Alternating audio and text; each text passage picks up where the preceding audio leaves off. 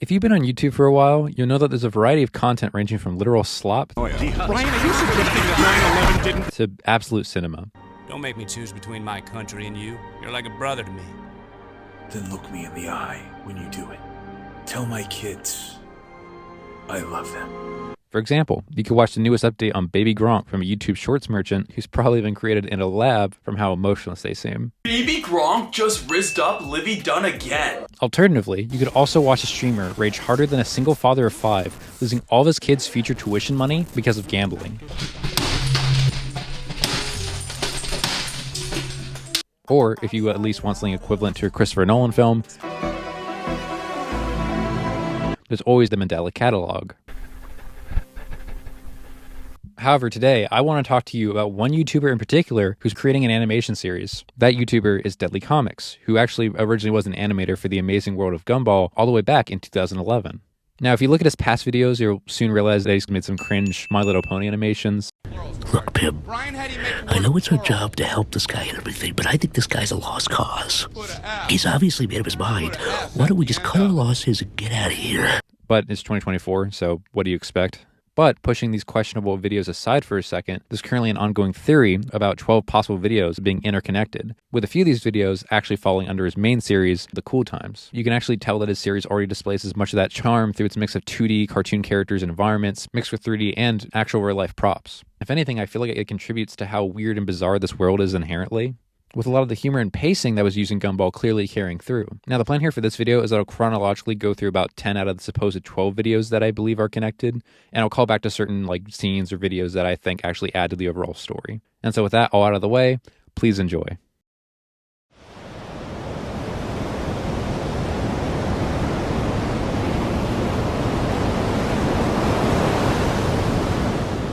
The first video is titled Beauty, which opens up on a cliffside with a house by the ocean, where we see two characters, an orange fox named Sandals and a yellow cat named Cornbread, in an interview. To start, Sandals asks him what skills he has to offer, with him replying that, I can find beauty in unexpected places.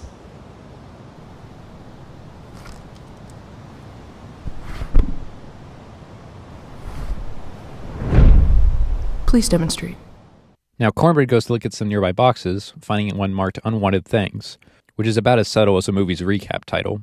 And he pulls out a solar-powered duck ornament, which he puts on the desk before cleaning a dusty window.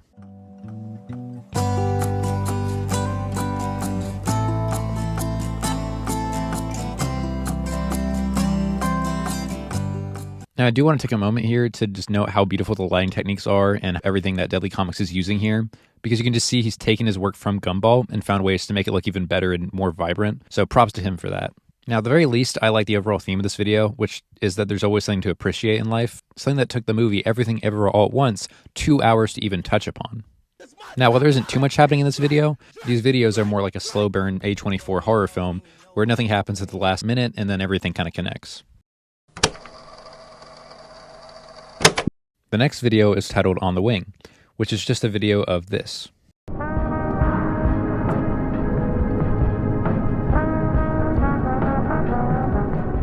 Now, obviously, you're probably wondering, why does this even matter, or why am I even showing this? But it all makes sense in the next video titled Milk Dust.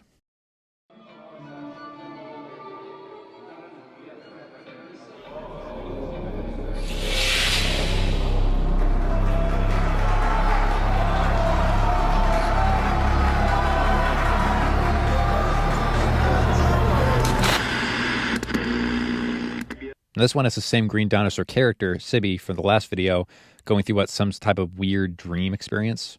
The video starts with her at some local store, saying that she's going to take her lunch break before going outside.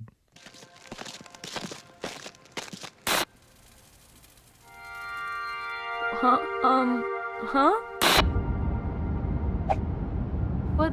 What's going on? There's something I must show you.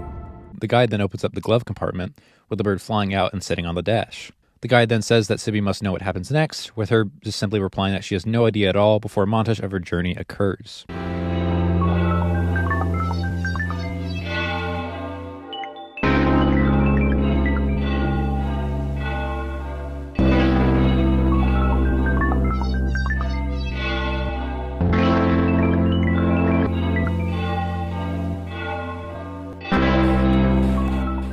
Now, as time goes on, the place and activities get more bizarre before Sibby reaches a TV monitor on a porch.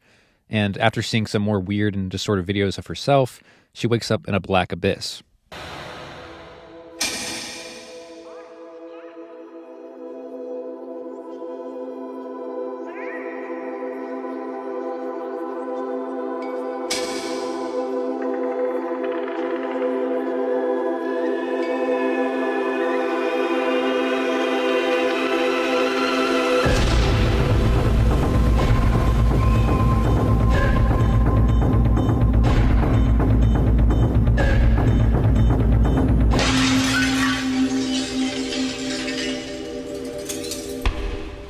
Now, after entering the white void from that one SpongeBob episode, she firmly states that she won't let anything happen to her bird before using a TV remote to fix the hole in the wall. After that, the bird walks over to the wall, plastering himself on it to create a door out of the white void. Sibby walks out and finally finds a place to have her lunch. You know what? Everyone goes through this at some point in their lives. You know what I'm saying? Now, firstly, I think that the bird in the video is actually Sibby's pet, and I think that this is shown in a few ways. For one, I think there's just generally a lot of screen time focused in on the bird that's just meant to be a side character that would tag along. Another more important reason comes from the burial scene and the scenes leading up to it. Not only does the bird tag along with Sibby the entire time during her journey, but Sibby actually runs away with the bird to protect it from being buried. Looking at all the details given, I think that Sibby's dream is actually about her fear of losing her pet bird. More specifically, I think that Sibby was trying to use her dream as a distraction from thinking about losing her pet bird one day. While the dream starts off with Sibby's side quest of wanting a lunch break, it quickly begins to spiral out of control as her fear overtakes her dream that was meant to distract her. I even think that the scene's backgrounds actually contribute to this idea. One moment, Sibby's completely captivated by everything on screen, while next, the burial is the main focal point in the black abyss, with there being no distractions. I even think that the list of activities that Sibby's given actually represents her way of distracting herself. Granted, it also could just be interpreted as a really weird dream with nothing deeper to gain from it. But I think it's kind of fun just to sit down and do a deep dive on these type of videos because there's a lot of different ways you can interpret it. While that video essentially had no other plot than her just walking places and doing weird activities just to have her lunch break, it's actually one of my favorite episodes of the series. And my main reason for this is probably because it's just completely nonsensical and trippy, much like watching a Markiplier lobotomy core video with your friends at like 3 a.m. Okay, so the first night is never usually that bad in any of the games, so I'll play through. Hello, everybody. My name is Markiplier. Markiplier. It's also just like a weird dream you might have one night and then you have to write it down because you don't want to forget it.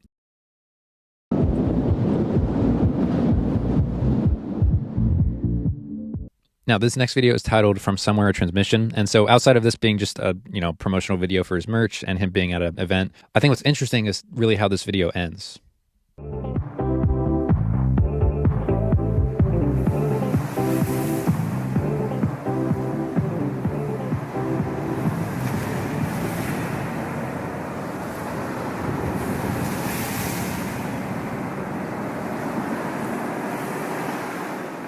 Now, once again, I think this connects to Milk Dust, as the character, in this case, Deadly Comics himself, is not only in his house, but in the Black Abyss scene in Milk Dust. And not only that, you also have the birds also floating in that kind of Black Abyss, which is the same birds we saw in that dream video as well. And I think this at least indicates that the dream world is actually real and not all in Sibby's head.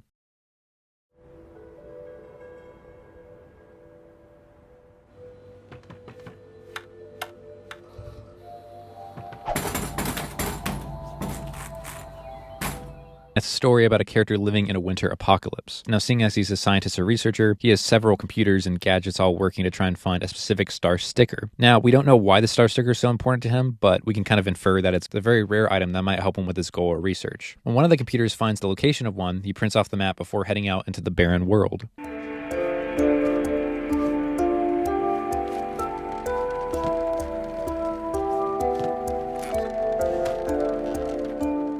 He makes his way to a nearby track with a merry-go-round horse attached to it. Now he starts out the machine by using a coin on a string so they won't lose the coin, with him heading to an abandoned city. Walking into a nearby arcade, he quickly begins to break down the arcade machines to scavenge all the quarters left inside, similar to how I loot everything in a Resident Evil game while Ashley is being dragged away by Europeans. Leon! Leon! Leon! Leon!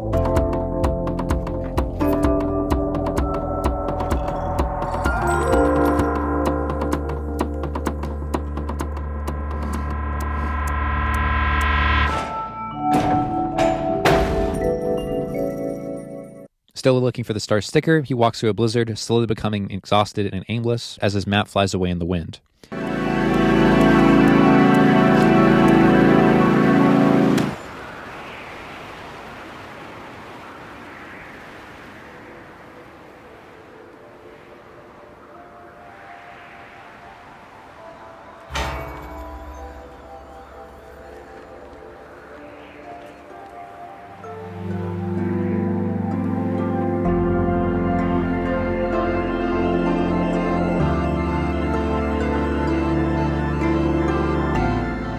What's interesting to note here is how the machine is being completely powered on despite no power sources being nearby. However, being unfazed by it or just used to it, he quickly begins to fill the unusually long line of slots with the quarters he's found. Now you might be wondering why he just doesn't simply break the machine to get the star sticker in the first place. And I think the reason why he doesn't do this is probably because he's either tried and failed, or he just considers this machine to be some type of supernatural force that he just can't mess with. Regardless, he gets to the end only to find that he needs one more quarter, which he doesn't have.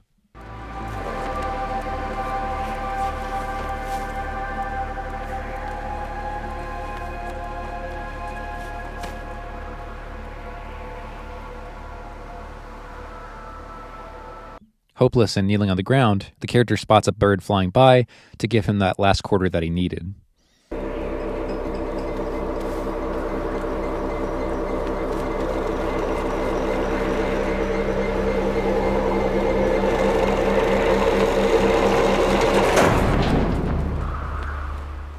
Eagerly awaiting the sticker, the character watches as the machine revs up to life before sending out a sticker.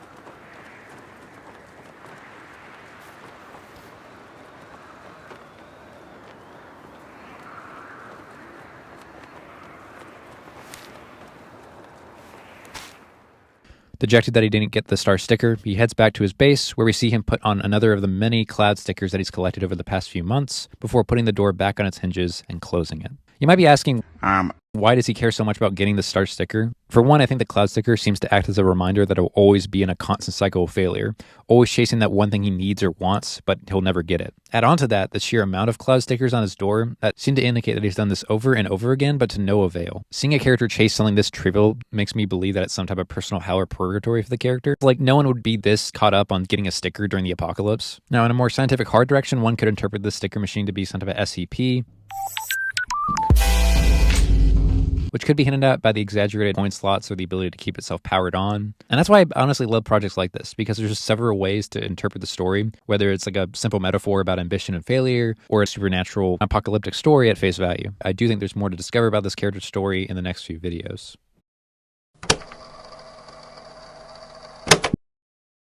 Okay, you rolling? Yeah, it's rolling. Okay.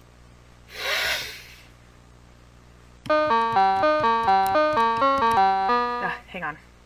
This video opens up on Sandals trying to play Clocks by Coldplay on a piano, but with her messing up the melody over and over again.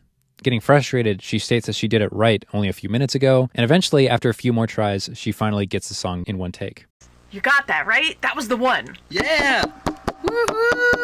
No. Don't clap with the camera. We'll add clap sounds later.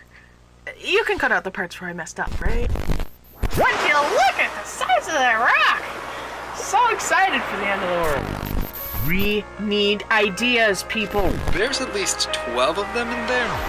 I cannot freaking believe my eyes. Truly a grim vision of things to come. Now, out of that montage, there's actually a few key things that I want to point out, with the most obvious one being the map in Sibby's newscasts. Sibby's map, which seems to be a map of the island that their house is on, looks to be the exact same map that the character in Millennium Hour has. On top of that, you also have a clip of a meteor heading for Earth. Now, these two bits are what connect Millennium Hour to the Cool Time series. In that Millennium Hour is actually about the character living in the post-disaster world on the same island that the other characters lived. And this explains why his map is identical to Sibby's. Not only that, but we also have an explanation for why the world ended up being in a winter apocalypse. The explanation being that the meteor hit the Earth and caused those conditions. Moving on to the other clips, there's a scene of Sandals needing ideas for some big project. Now, this could just be related to just maybe some type of one-off job, but I think it's more related to them actually trying to find a way to stop the meteor. Now, it's going to be hard to believe, but you know that clip of Cornbread where he points out the 12 oranges in the box? That is unironically the entire basis for the 12 videos being connected theory that the entire Deadly Comics community believes. So yeah, you could say that this entire video was completely founded by Reddit detectives. You know the attic scene at the beginning of the video? It looks exactly like one of those 2004 nostalgic reels you would find in your Instagram feed at like 2 a.m.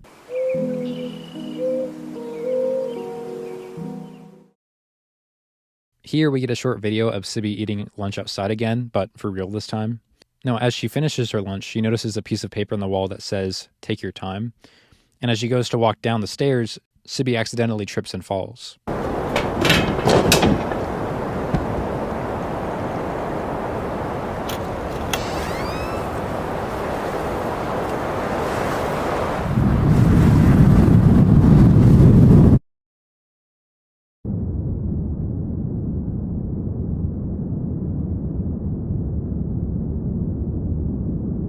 Now, I know this is about the third time I brought up the Milk Dust video again, but I think that's kind of the key to actually connecting all this story stuff together. But I think it's partly the key to kind of combining all these videos together into one timeline. Now, when Sibby trips and falls, she knocks herself out, so this could be her having that dream from Milk Dust. Or it also could act as a start to explain how Sibby entered the dream world if it's real. As hinted by the transmission video I mentioned earlier, this video could also act as a start to how Sibby actually entered the dream world, kind of like no-clipping into the back rooms.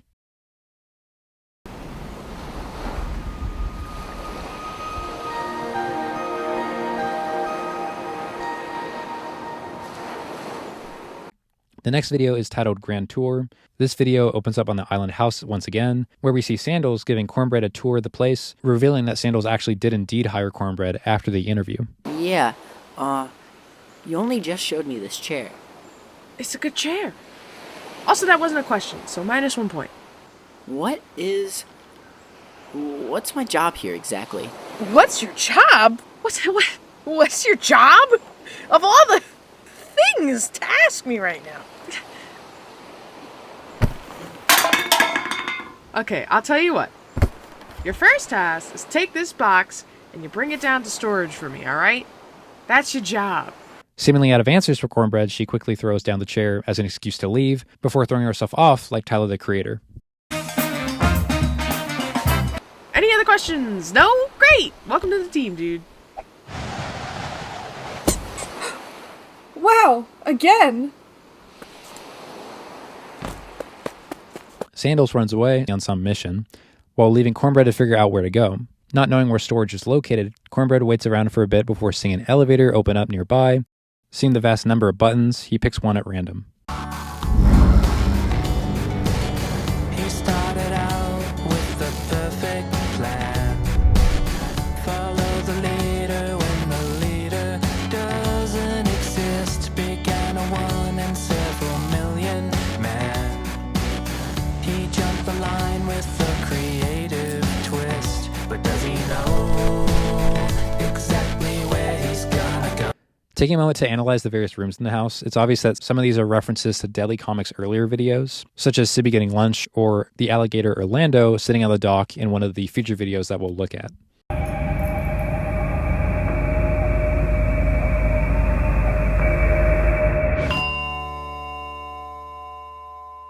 I believe that the person watching Cornbread is none other than the person from Millennium Hour.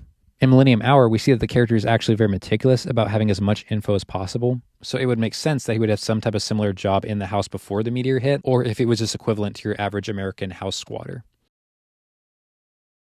The next video is titled Funny Guy. Now in this episode, not really much happens. The main thing I want to point out here is that this scene actually might occur when Sandals is running away in the Grand Tour. She doesn't exactly say where she's running to or what she's running to get. I'll be revealed in time. It's exciting stuff, I promise. Have fun with your soup thing, bye!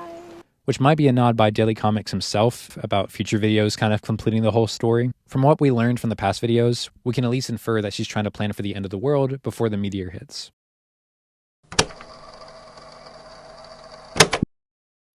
Alright, comedy video, easy bake oven jokes. Okay, here we go. Easy bake oven? Nothing easy about this mess. Not in the slightest.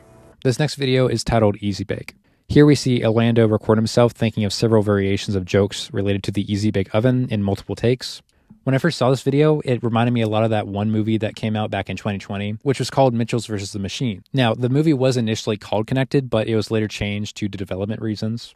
The movie itself wasn't great by any means, but the trailers did such a good job of setting the movie to revolve around 2000s life and tech. The main idea of the film being that families a lot of the times use cameras or phones to record a lot of memories, with these family members later on reconnecting through those recordings. So I love that this video actually accomplishes that vibe only within a 3-minute time span. Especially with this video, I love the simple premise of a character just trying to throw jokes at the wall, but the overall theme and subject of the video tackles with the journey of the creative process.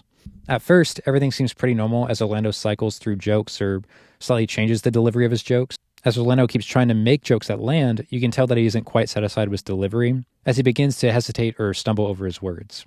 Can you imagine if someone made a difficult bake oven? Can you? Can you imagine that? Are you thinking about it?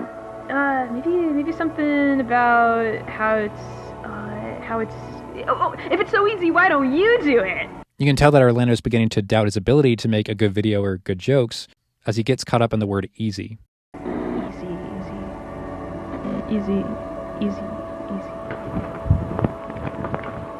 Easy. Him getting caught up on this word highlights an important aspect of the creative process that I think a lot of people go through in making a project, that aspect being self-doubt. Self-doubt is a very big motivational killer when dealing with a project, whether it be your assessment of your own creativity, competence, or commitment. In Orlando's case, his self-doubt of making the video is signified by the curtain falling down little by little over the course of the video, revealing more of the cluttered background that he tried to cover up to give the appearance of a professional stage.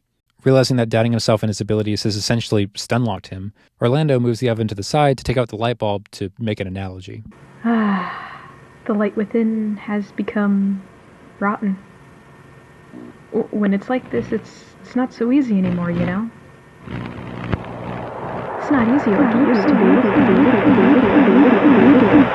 We then see Orlando laying by the window, clearly struggling with not being able to perfect his performance or jokes that he wants to deliver effortlessly. As dramatized as his entire scenario is for a failed comedy sketch, I think this video points out a lot of relatable aspects that are just part of the creative process. And it's one of the reasons I actually wanted to make this video in the first place.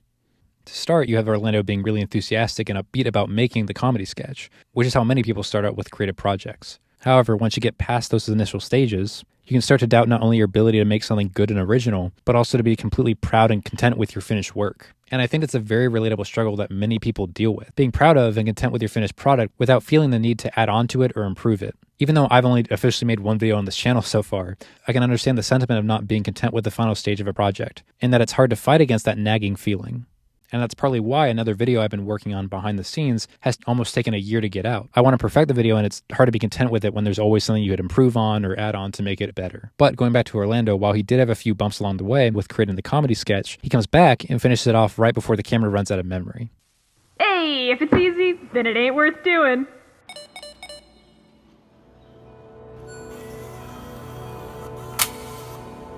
After Orlando takes the tape out, he labels the comedy video Easy Bake before putting it on a shelf with hundreds of similar videos. And here he honestly summarizes the points I've been trying to make earlier about the creative process. If it's easy, then it ain't worth doing. If it's worth doing, then it might be a little hard.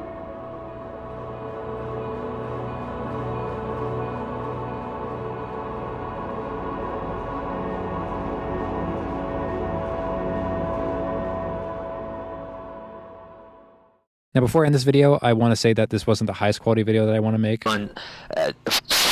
Just a second, hold on.